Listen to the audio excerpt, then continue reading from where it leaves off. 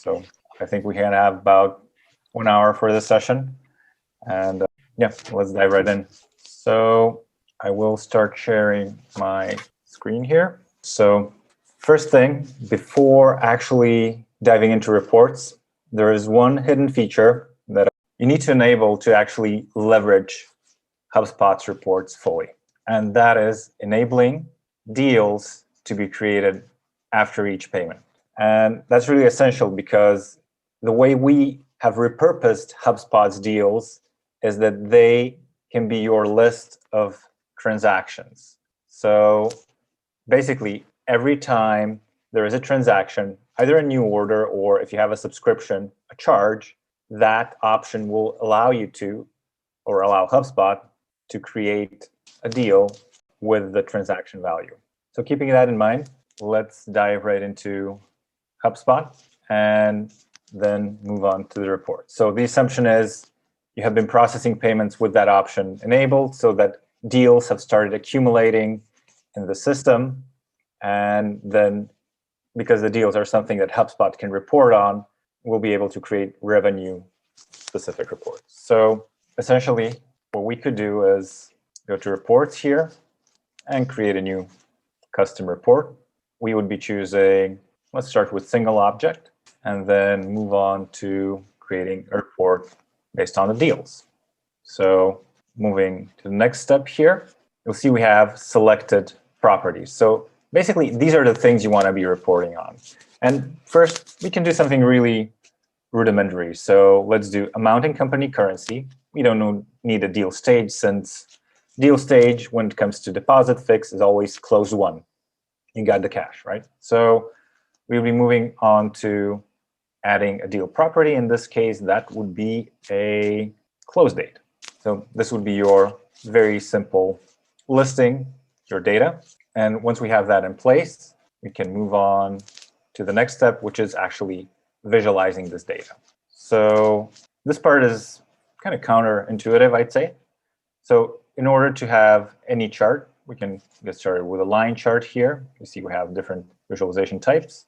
You just need to drag and drop the properties onto here. So one would be the amount, and then the other one is how we want to group that amount data. So in this case, that would be the close date. And there we go. We have the report ready. Now, looking at the report this way, okay, it can show you fluctuations. It can show you how your revenue stream is behaving over a time period. But there's other things we can do to make this data more helpful.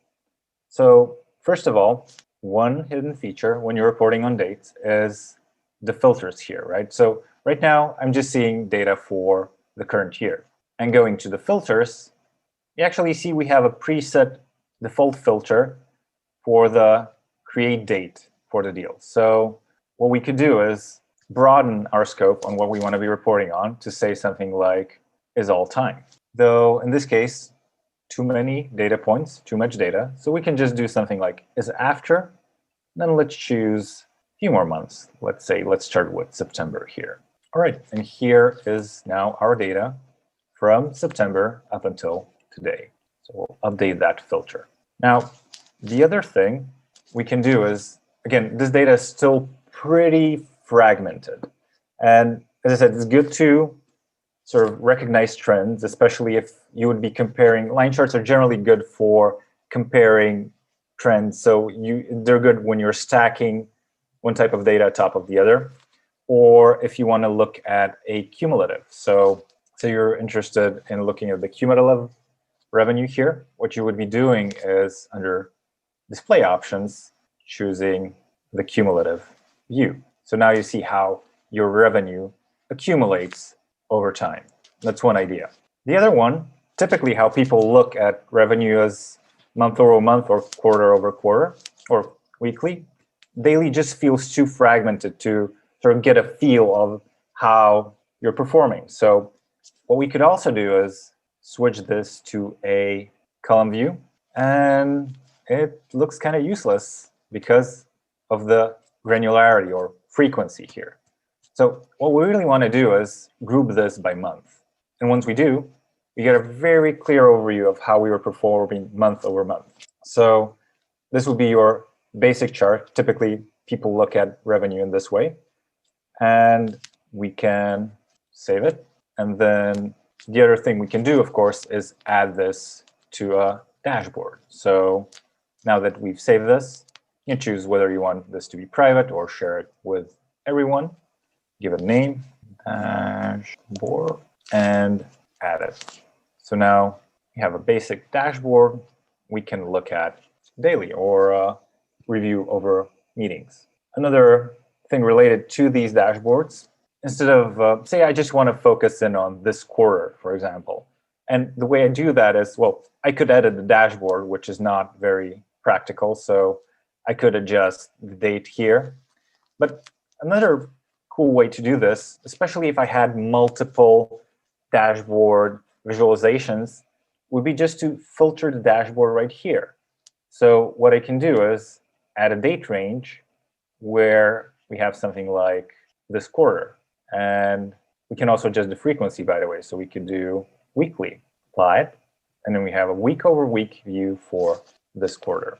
So that's the idea. Here, you can place multiple visualizations and then view this data. So you can have that data ready at hand for reports. And obviously, it's much more convenient than doing Excel or just doing the whole process manually. So really, the purpose of DepositFix here is to help you with that, right? Because before, my assumption would be that if somebody's receiving payments, their process is then to have to go to Stripe, or if they're using Stripe and PayPal, they would need to go to both platforms, export the data, merge the data, and then visualize it using, say, Excel or another BI tool. Whereas with DepositFix, all the data on revenue just gets automatically pushed to this one central hub, HubSpot, and then you have the luxury of viewing it in one place. Now, as I said, this was a very basic visualization. We can also do more interesting things there. So I'll just need a second to prepare something. Sorry about that. So the next thing we can do is we can explore the data and segment it in many ways. So to do that, let's go back to our reports and then create a new report, or actually save some time and duplicate or clone the existing one. But it will introduce segmentation. So what that means is really we will be introducing a dimension, a way to segment the data, to group it, and let's see what happens there. So this is the clone. I'm not very diligent with naming here, sorry. So you should name your visualizations aptly. Now, what we can do here with this report is edit it and add a way to group the data. And you already get a lot of valuable grouping right within DepositFix. So we can go back to this. I don't know if it's visible, so go back to the data step where we basically decide, OK, what is it that we want to be visualizing? And we can add a deal property. And under deal properties, you'll notice DepositFix. We have the payment info. Yeah, payment processor. So under payment, we could maybe check out, OK, payment processors or payment types or product names, right? So lots of different ways you could group the data. So for this one, let me see what we're getting for, say, payment type. Right, so here we could check if we're getting subscriptions or single payments. Again, this is just arbitrary. You could choose something like product. If you have 3 products, you could see how your different products are performing. Or if you offer, like in this case, subscriptions versus single payments, you could see how those compare. Now, let me show what I mean. So moving to the next step, we now have the payment type, which we can introduce as a way of grouping our data. Now we can see, all right, so in this month, we had this many subscriptions. And in this month, so no value, I'm assuming, are just, it's a feature we have where we are creating offline payments, right? But here, this would be a better comparison. So we have subscriptions and single payments, and we can see how those compare on the chart. So this could be one way of visualizing it. Another way is we can remove the date here and just get an overall view. So not related to dates, we can just see, OK, these are the subscriptions, these are the single payments. And then yet another way to look at this would be to say, do a pie chart. So either with a hoe or without a hoe, whatever your preference is there. And this gives you a good sense of the proportions as opposed to the other visualization types. So then introducing a dimension here could be immensely valuable if you want to do an analysis of, say, which products are driving the most revenue. Or if you have custom fields you want to use on the deals, that's perfectly okay. So you could actually analyze something that's very specific to your workflow and then segment the revenue according to that criterion. It can be, say you want to decide on which payment gateway you should use. Does it make sense for you to use both PayPal and Stripe? We have that, right? So we have the payment processor as an option to segment the data. So lots of different use cases that you could apply with segmentation and make the data really tell a story and also influence your decisions. Another idea, of course, with HubSpot, that's probably the reason why you are on HubSpot, is everything is tied together. So you could even do a little bit of advanced reporting. Actually, let me just hint at that. So we don't have that kind of data in our demo account, but I'll just show you the direction you could explore, right?